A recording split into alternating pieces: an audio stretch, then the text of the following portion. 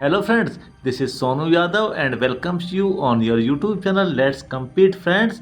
And today I will discuss about terrorism. You have friends listened many times that a real mujahid should not kill any woman, any children, any innocent.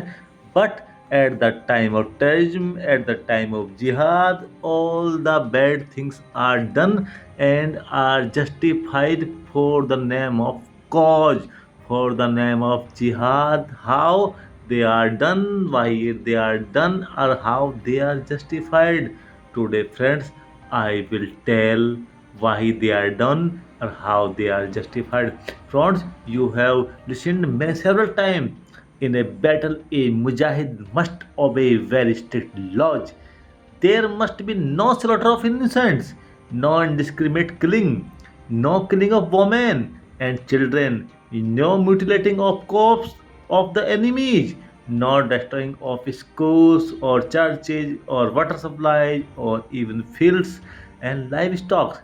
No killing of anyone during prayer, regardless of whether those prayers are Muslim prayers or Christian prayers or Jewish prayers or anything else.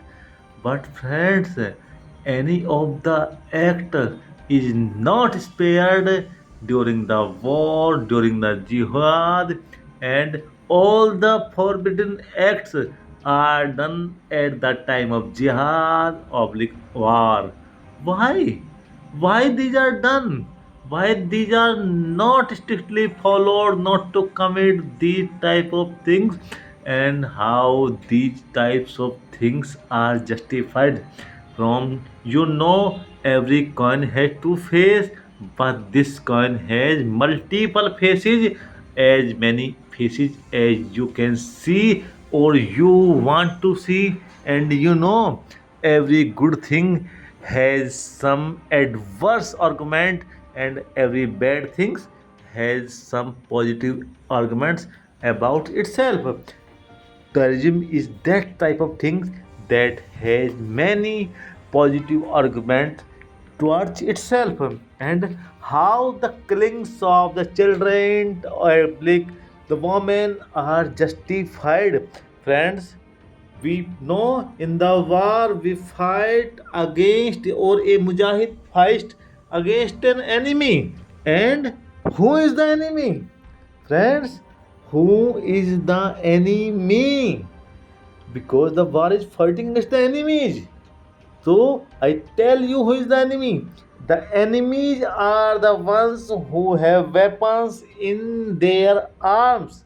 Those are the enemies as per the laws of jihad, but the definition of enemy can be extended to include the entire supply chain.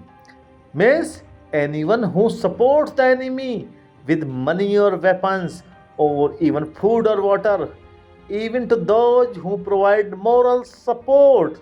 Journalists, for instance, who write in defense of the enemy's cause.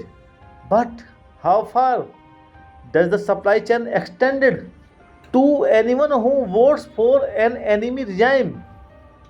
Is also an enemy. What about those who don't take sides at all? How far does it go? Women are generally thought to be innocent, but can be the woman's enemy. Yes, if a woman prays to God to protect her husband, then she is not an enemy. But if she prays for him to kill a Muslim, then she is an enemy. It is similar for children. A young boy can be forgiven for his prayers. He is too young to be responsible for that. But if he carries food or even a message to an enemy fighter, then he becomes an enemy, or he will be treated like an enemy. Now, friends, you have understood what is the mindset of an extremist, how an extremist think, or how the killings of the women, the children, the ladies, the old persons are justified, or why the war of the jihad is so brutal in nature in the world, and it is against the peace of the world. How this type of killings are really justified, friends. This is the way to justify every wrong act in the name of jihad, in the name of enemy. If you have liked the video, so please click like, subscribe the channel, and have a comment in the comment section, and press the notification bell, please. And this is the time to close the video. Now I close the video and we'll meet again. Namaskar, friends.